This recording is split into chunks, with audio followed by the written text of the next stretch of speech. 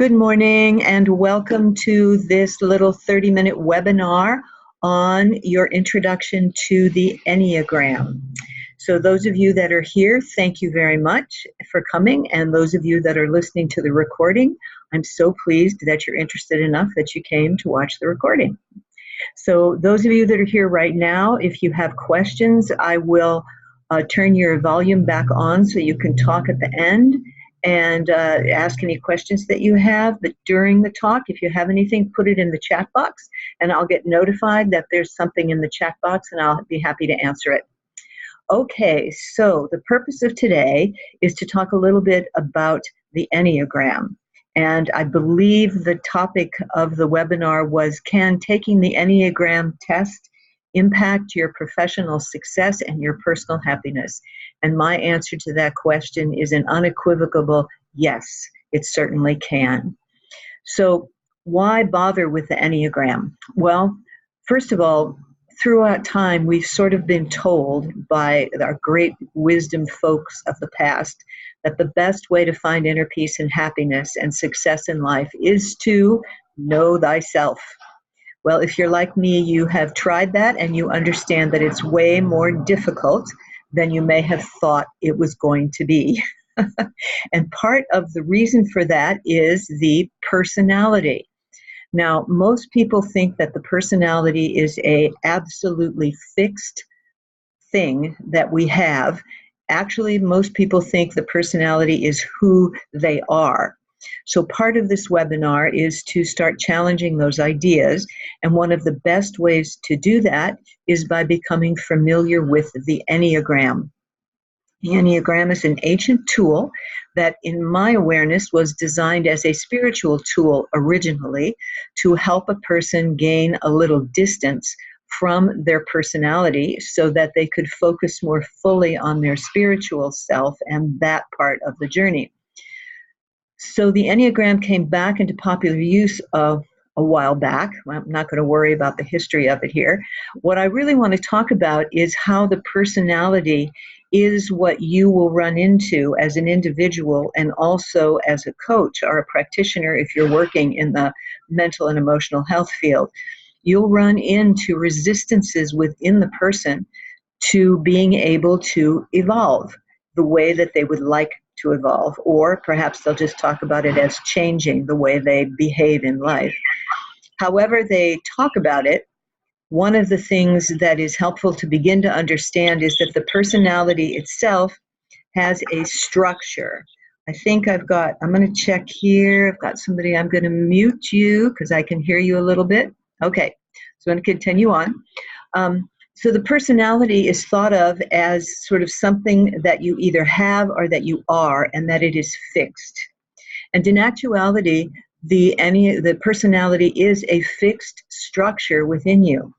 And part of the Enneagram is helping you learn about that structure so that you can understand it more clearly and more effectively and work with it, because hidden within this very fixed structure is the potential for evolution, which is really kind of what I want to make sure that you walk away from this webinar with an understanding of pretty clearly. The personality itself, when you first run into it, is a fixed structure. It's a dynamic combination of specific thoughts, specific feelings, and specific actions. And the Enneagram takes those specific thoughts and emotions and actions that run together to create a pattern. And they have found that there are 9 personality types when looked at from the perspective of the Enneagram. So hang on one second. Mute this next person who came in. Thank you. All right. So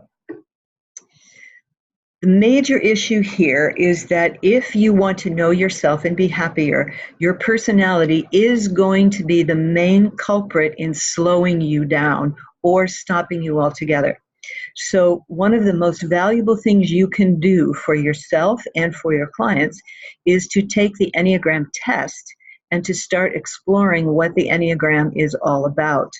So I just want to talk a little bit here about how, if you want to go through resistances and walls and break through them, which we all have, and we all know what those resistances are, understanding the Enneagram will be very helpful because you will know the structure of the individual's Enneagram. That means you'll know the way their thoughts, emotions, and actions have woven themselves together into a specific pattern, right? And that pattern becomes pretty consistent in determining the way we actually view the world and what motivates us to act the way we do. Now, this is not set in stone, and that's my point here today. I hear a lot of talk about the Enneagram. I'm this personality type, I'm that personality type. And the underlying assumption that isn't being spoken to is you can change that personality. Every personality structure has the inherent potential to evolve and become more able to access new viewpoints, so it has greater flexibility of thought tucked down inside of it.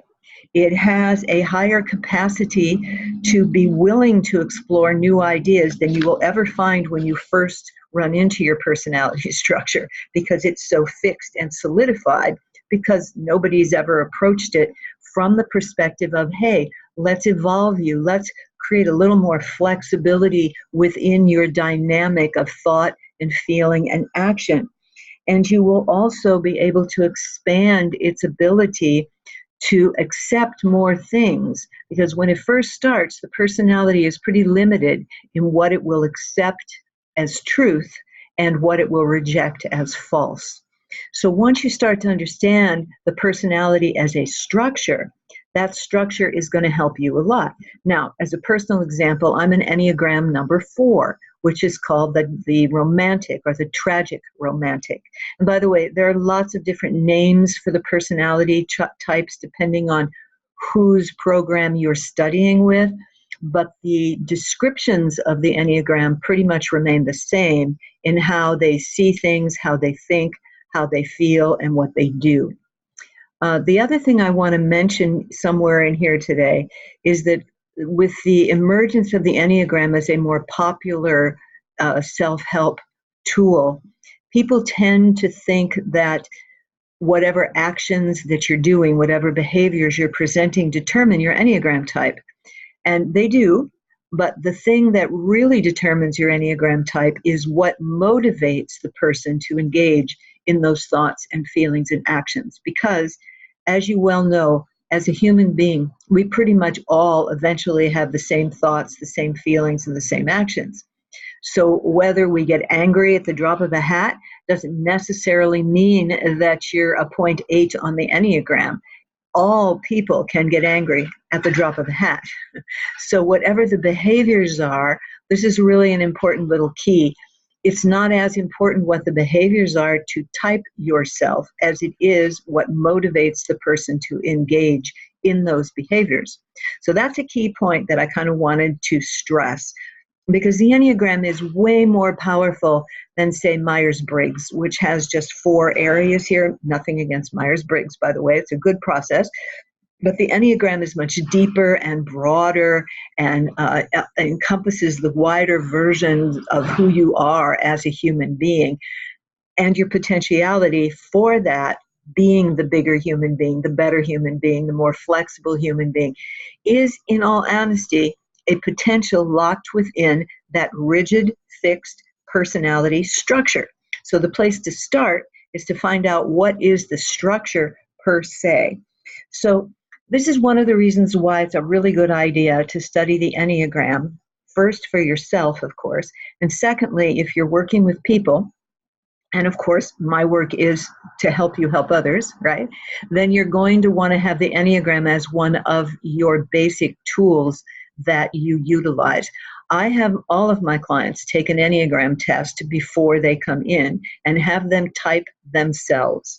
That's also the better way to do it, is to have people type themselves. And this is why I caution you about taking your Enneagram understanding and typing everybody that you know, because you are not aware of people's motivation behind their actions. The individual who's typing themselves more often than not can distinguish the difference between the 9 different types. Okay, so let me just show you here for a minute. Let me go on my, let's see if I can do this, do the screen share. I believe I have it set up. I do. Yay, Ragini. Okay, let me get this up here. All right. This is just the Enneagram in case you're not familiar with it. These are the 9 points. The top one is called the peacemaker or the mediator, and it goes around to the, you can go backwards or forwards. Number 1 is the reformer, or more commonly known as the perfectionist. Number 2 is the helper or the caretaker. This is the one who always wants to help out. You always come first. The achiever or the performer is really made up of most business people in America. Performing and achievement is the primary goal, is what motivates them. The 4th is the tragic romantic. This is myself. I'm very familiar with that one. And this is the one who's probably the most dramatic point on the Enneagram and most deeply identified with suffering as their way of being. I know it well. The number 5 point is the thinker or the observer, and this is the person who pretty much lives a little bit separate from everybody else and usually is very, thinks. Obviously, that's why they're called the thinker as opposed to the feeler, which is the point 4. Number 6 is the loyalist questioner or the skeptic, and they are probably the most loyal point on the Enneagram. Number 7 is the epicure, and this is a person who follows after the eat, drink, and be merry motto. They like sensory stimulation pretty much 24/7. Very happy. They're more the optimists on the Enneagram, whereas the 4 is more like the pessimist on the Enneagram. Number 8 is the leader or the challenger or the boss, commonly known as the boss. And their primary, you'll recognize them by it's my way or the highway, guys. That's it. There is no other way that's right other than my way. And you'll find those a lot in business as well. So the 3 and the 8 have a lot of play in our business world as it exists today. Number 9 is the peacemaker, and this is like in a way, the Mother Earth. This is the person who can mediate and see all people's points of view as having validity. So this is the kind of person that is able to get along with just about everybody. This is terms of their actual behaviors that are sort of part of the fixed structure. Now, with every structure that you have here, there's a fixed viewpoint, a way of looking at the world that the individual, when they're looking through those glasses that are at that particular point, that's the way the world is for them. That's the truth of the scenario. So clearly, the more that you're able to take on the 9 sets of glasses, and each has a different tint to it. When I taught some of the classes in the Enneagram that I did, I had 9 different sets of glasses with different colors. And those were really fun to use because obviously the world looked different depending on the tint of the glass in the glasses. So, but every point on the Enneagram has a different shading that it brings to their view of the world. So my point here is to let you know that that does not have to remain fixed.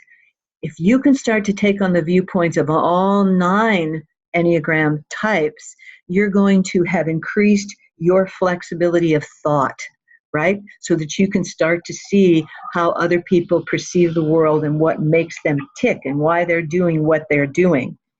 Okay, somebody still has their audio on. If you would please mute yourself, that'd be great.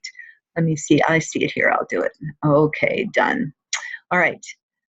So where do I want to go from here? The thing that is relevant to what we're talking about here is that the Enneagram the personality will be the resistance that you run into.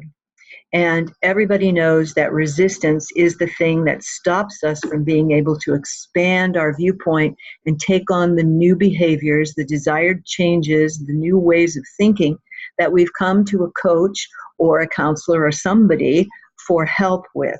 So what stops us? It is essentially the fixed structure of the personality. So once you understand the structure, which is what learning the Enneagram will help you do, then you'll be able to work with that structure to help change the resistance into acceptance and reflection. And that's the key thing here, that knowing the personality can actually help you with a lot. So the first step, of course, is to take the Enneagram test if you haven't done it already. Find out what your type is, and then take some time and learn as much as you can about the other types as well, especially if you're working with people. And I highly recommend that you take the Enneagram, one of the Enneagram tests, and in the download that I'm going to send you after this video with a link to the recording and a link to the download, I have a link to what I consider to be the best Enneagram test to take. So you can go and take that, or any one that you choose. I also give you the name of a little book that I absolutely recommend. I think it's a really nice little book to help you get more into understanding the types and how they present themselves in the world, and what the resistances are that you're going to run into as a coach or a counselor or a consultant. So once you've taken the Enneagram test and identified yourself, then you can understand a little bit more about yourself, which is going to be helpful for you personally. Frankly, when I really understood my personality and I could identify it as the tragic romantic or the artist, whichever, I really began to understand what was driving me in all of my actions and my desires. So I was able to uncover what motivated me. And the interesting thing is that part of what the Enneagram allows you to understand is that the core beliefs that drive the behaviors of our personality are incorrect. They're not in alignment with the truth about who we actually are. And that's part of what allows the Enneagram to be so powerful for you as an individual. It allows you to really see and understand what your core beliefs are and how those things are out of alignment with inner peace and living a happy and peaceful daily life in the world. So having worked with that for a number of years, I can tell you that I am still definitely an Enneagram 4, and you would see the patterns. But the identification with them as who I am has lessened dramatically. And those of you who are into mindfulness, presence, meditation, contemplation, or on a spiritual path will find the Enneagram a very useful tool for you in expanding your understanding of yourself and who you are. Once you understand that, it's really going to help you to work with your clients because you have a better felt sense of what's stopping them, and also how we don't really understand that we're not our personalities, that is something that we have. It's a structure. It's a composite of thought and feeling and actions, once again. And it does solidify into a fixed way of seeing the world. So when clients come to you, they've come because they have a fixed way of responding to something and they want it to be different. So the more that you can understand what their Enneagram point is, the more efficiently and effectively you're going to be able to work with them to make that movement away from the fixed viewpoint to the viewpoint that will allow them to encompass and embrace the new behaviors that they're asking for, the new sense of self that they're asking for.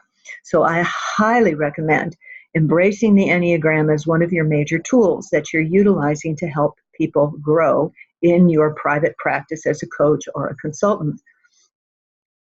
When you do that, it's going to benefit you in a couple of ways. One is that it will actually grant you more efficient and effective outcomes. You'll be able to reach those outcomes more efficiently and effectively because you'll be more quickly able to identify what the individual is like glued to as who they are or the way they can be.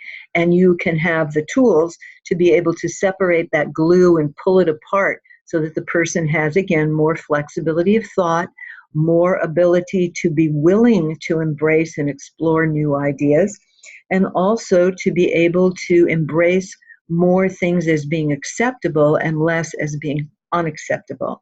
You know, we human beings can be pretty tight about that. We can be pretty heavy-handed about what we say is acceptable and what is not, or from a personality perspective, what we feel is true and what is not true. The personality really gets pretty intense about saying this is the truth and this is not the truth and that is that. Okay?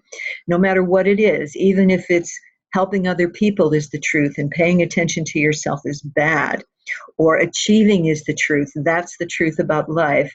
And if you fail, that's the most horrible thing ever. So all of the points give you insight into pretty much what I've experienced over my 40 years of working with people. Is it pretty much covers everything you're going to see in a person when they come to see you. By that I mean, what are the resistances and the blocks that's stopping that person from being able to move from where they are, which they're considering a problem, to where they wish to be, which is their desired state or their preferred future. Now, obviously, as an NLP trainer, I'm going to say to you that NLP tools will really help you to accelerate your application of Enneagram knowledge to the work you're doing with your clients. You do need to understand the Enneagram before you can use the NLP tools for the Enneagram. So that's important to understand. And that's partly why I'm sharing this.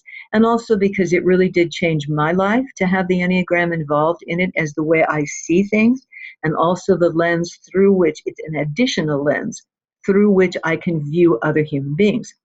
Actually, the Enneagram helped me a lot to begin accepting other people, because I could also see that the behaviors and the ideas and the way people behaved were a result of their personality, right? And just as mine had been the result, and still is the result of my personality, right? The difference for me now is that I don't have the same level of identification with my personality as I had before, which is really good, because personalities are pretty fixed. They're pretty unhappy in the sense that they're fixed and they're not really able to embrace much that's outside the realm of how they are looking at life. So hugely possible, hugely useful. Let me see if there's anything more. Oh, of course, it will help you to more easily be present to your clients. When they take the test beforehand and they send it to you, you have a sense already before they've opened their mouth of what it is you're going to hear, because they've typed themselves. Please don't try and type your clients. Let them type themselves. So this is why I always put it out there first and foremost, along with the other legal kind of sheets that you have to have people read and sign and put in their file folder for your safety and protection and theirs. Include the Enneagram test, right? They're easy to find. There's a bunch of them available online. As I said in the download, I will give you access to one that you can take online. It does cost $10, but I highly recommend it, and I understand you continue to have access to it afterwards. It's the one I think is probably the best, and I have the link to it in your download that you'll be getting.